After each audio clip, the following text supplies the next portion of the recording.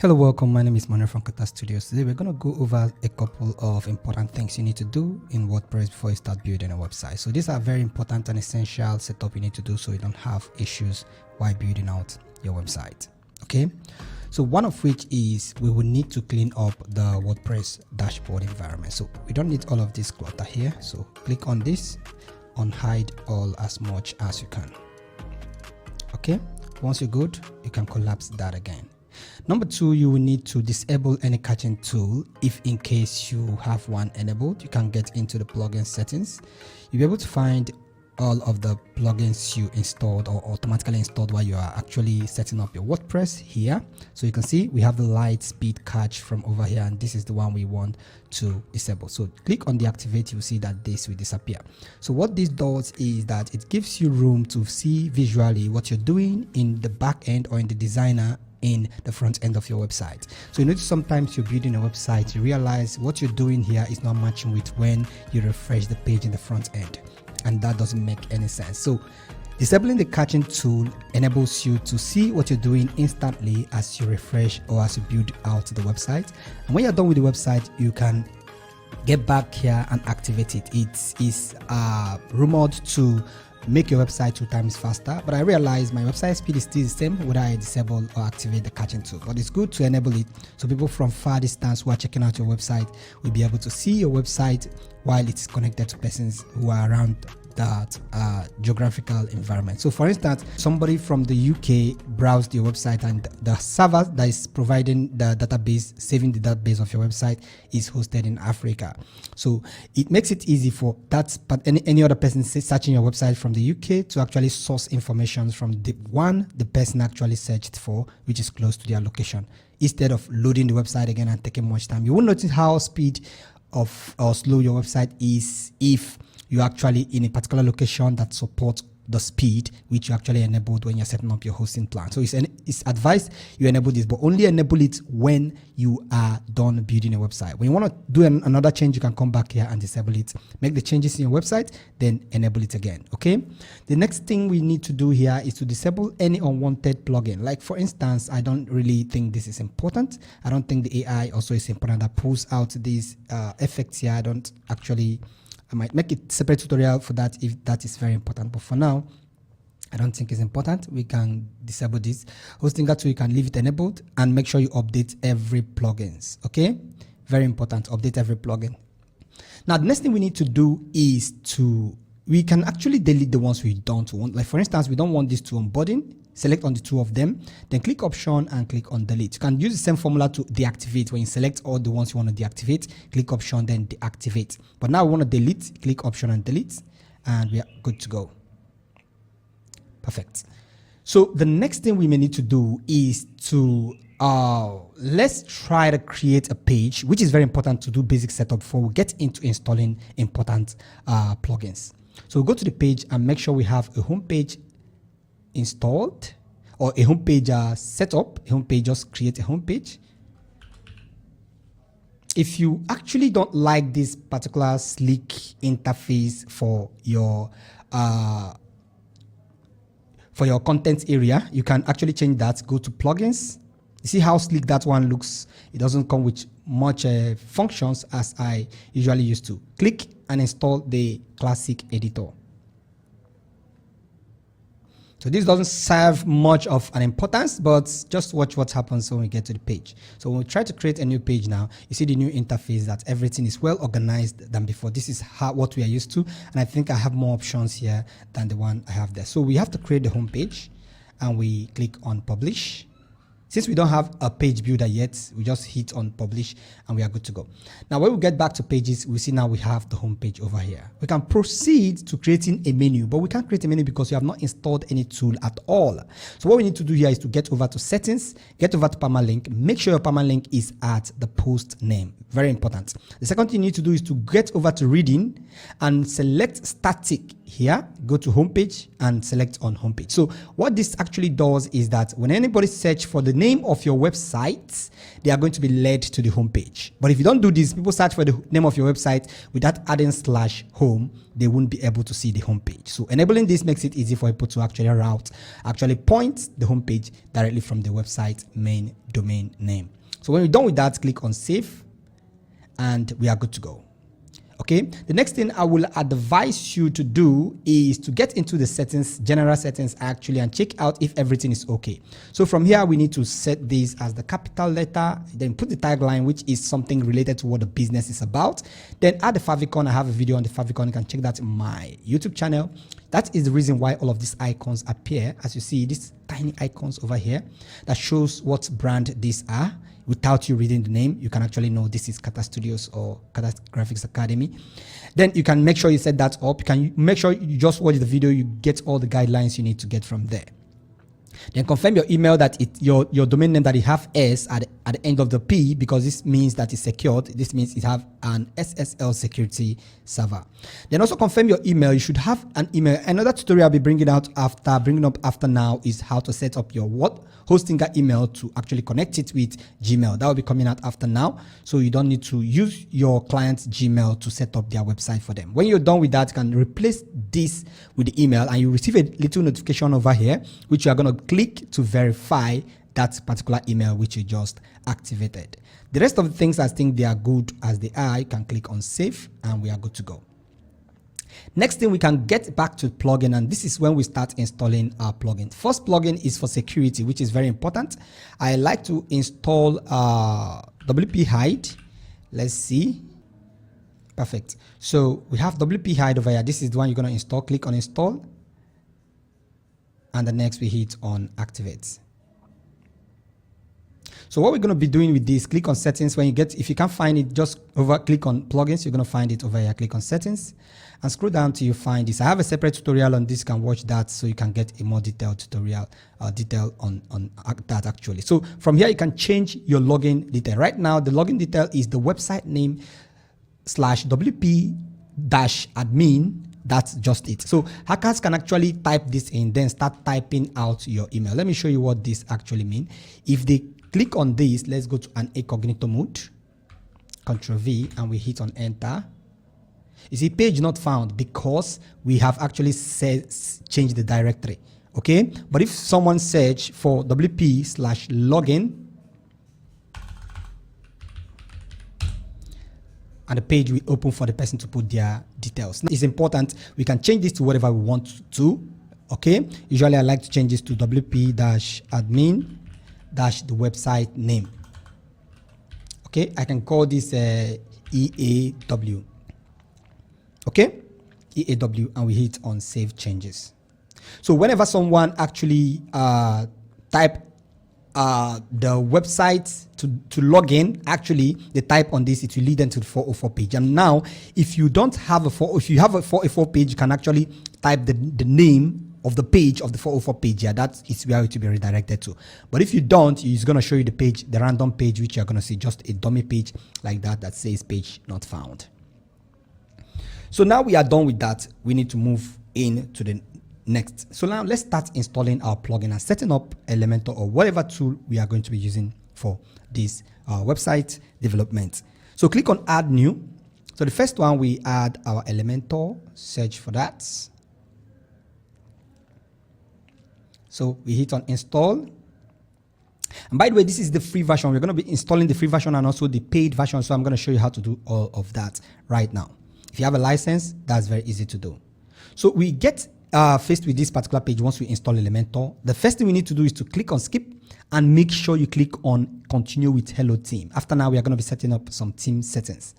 So why you do that is because that Hello Team is the default theme for Elementor. You must need a team in Elementor to build an Elementor website. So if you don't want to use any team at all, use the Hello Team. It is well compatible. You can now build from scratch as you want. Now this one, we are going to be skipping all these things. We don't actually need them. All you need to do is to click on the X button at the edge, because if you click on continue, you are going to be led to Elementor page, which you don't want. We have a new page here. We can click on the screen option and we can disable the new page that we just got. So click on the screen option and we disable the Elementor. Remember, we want to keep everything clean. Now we have the free Elementor. We need to install the paid Elementor. Paid Elementor, you're not gonna find it in the area where you're gonna search here. So we are going to click on upload plugin because we already have the plugin available. So click on that, choose on file, click on, let me find my file where it is, plugins, Elementor Pro over here. Then we click on install. So now our plugin is successfully installed. All we need to do is to hit on activate plugin. And from there, we need to connect Elementor. We can either do the Elementor Pro connection. This is connecting the license that is requesting for. You can either do it from there. As you can see from this age, we will not be able right now to update the application or to enable the automatic update for the application, even though this is an older version. I'm going to show you how to update all of this in a couple of while. So we can either click on this from here to actually connect it with our Elementor license, by the way, or we hover on Elementor if we can find that, and we click on license from here. So once you click on license, you can click on connect and activate. From here, you must be logged into your Elementor itself in the browser to be able to connect this. Okay, you have logged into your Elementor dashboard, so it can actually connect your Elementor account, and then you'll be able to activate your license. So hit on activate, and that's all you need to do. So as you see from here, status activated and license status is active. You can actually deactivate or do the other things from here. So now let's get in and do the most important settings from Elementor. The first one is to get into settings, and you can leave all of these two on if you actually build in from scratch. But if you are building with the templates, make sure you enable these two. Okay. And the next thing, we need to go into features. In features, I will just, for new people who are just starting up new, just activate everything. And once you're done, scroll down. Okay, the nodes deactivate, we don't need that. The lazy load deactivate, we don't need that. That should be inactive, right? Okay, the node should be inactive also. Build with AI inactive, we don't need that. Header and footer is enabled, so safe. These three are okay to be off. Then you can proceed with the rest. Every other thing here is okay. Okay, so now the next thing, you can get into tools. Make sure you regenerate file data and sync the library. Very important. If you want to set coming soon page, you can do that from here. Make sure you create your coming soon in the template area. Create a new page, coming soon. Then I will be bringing a new tutorial to that new tutorial for you on that. Next thing I want you to do is to delete the posts in WordPress. You have done the basic settings. These are the basic settings you need to do in Elementor. Nothing much to do.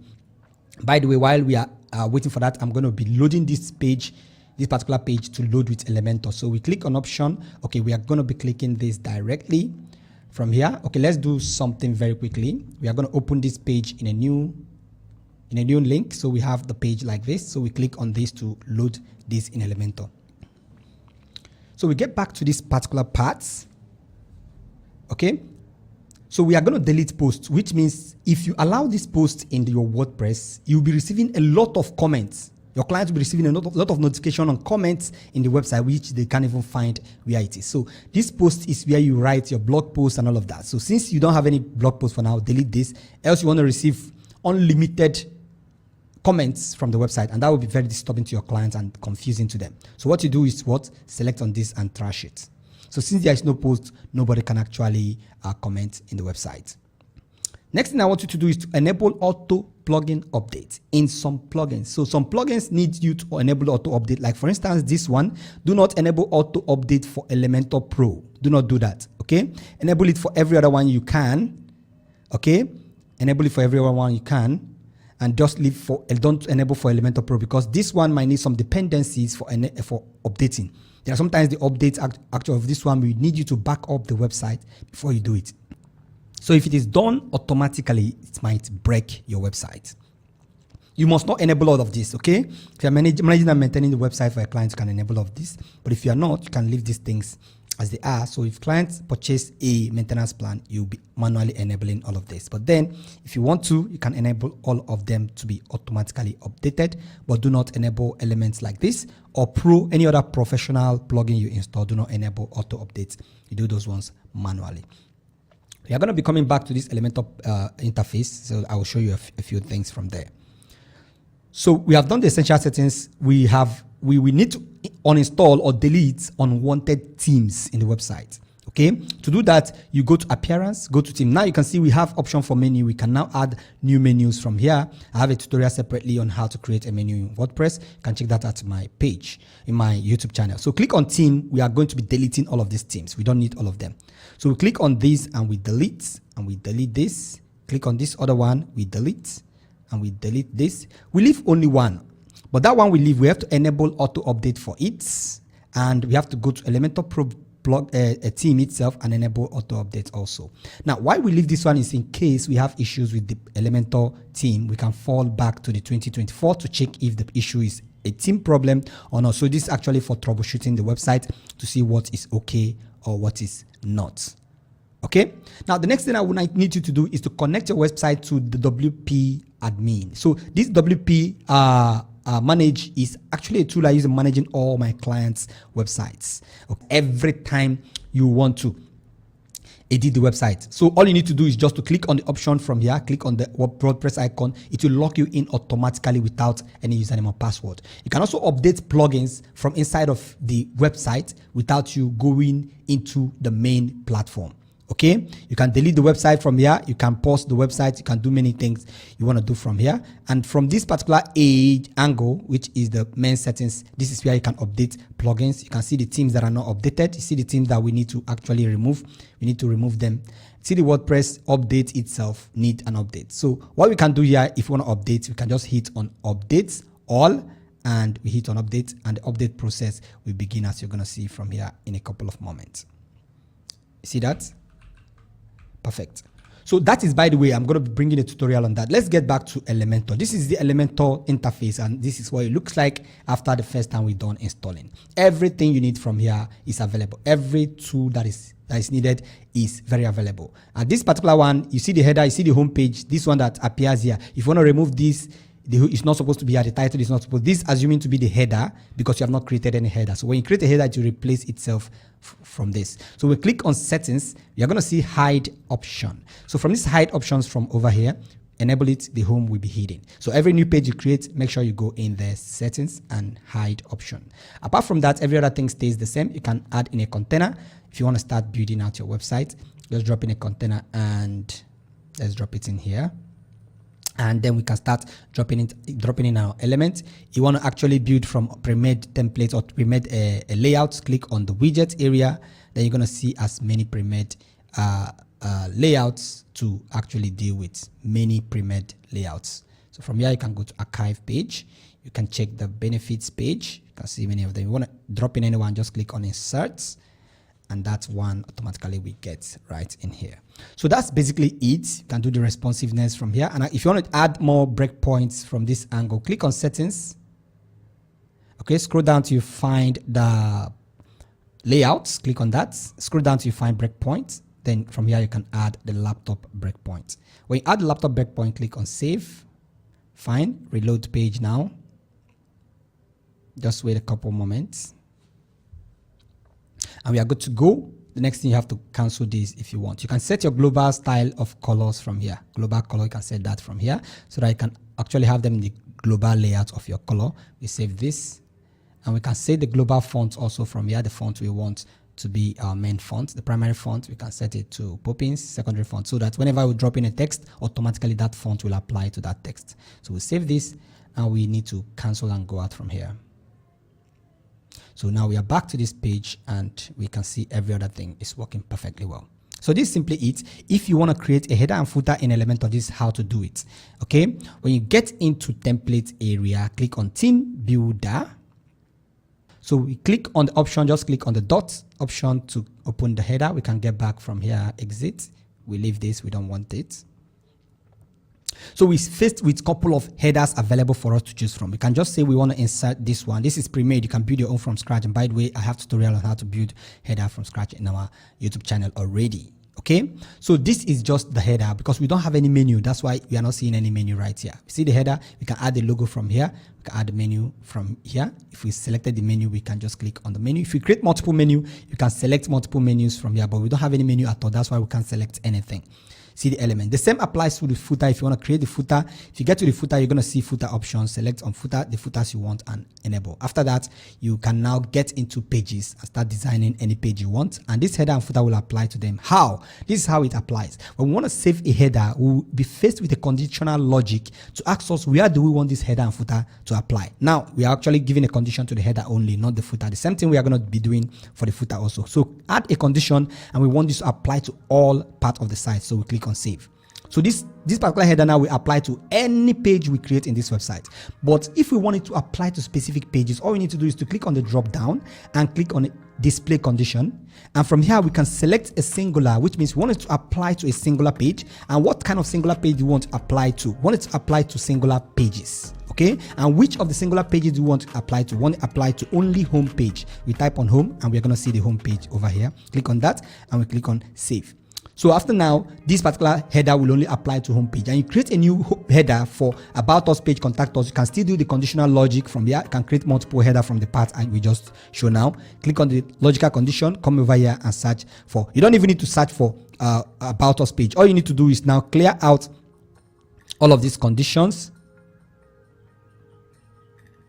We are gonna clear out all of these conditions. So we're gonna say entire site. So if we create a header and apply it to entire site, or footer apply to entire site, it's going to apply to all sites except the one we exempted, which is the one we created for a specific homepage, which we just did right now. So even if we say this apply to all sites, it wouldn't apply to the one which is the homepage, even though the homepage is included in all sites, because we have actually given an exemption with the logical condition which we just applied to the homepage. I hope you understand that. That's basic things you need to understand in this. My name is Manuel from Kata Studios. I hope you enjoyed this. Share this, like it, and subscribe to the channel if you want more of this. And we have a Telegram group which you can join to give you updates on every time we drop a new tutorial out there. The next tutorial will be bump. You won't need to miss that. Do have a wonderful day.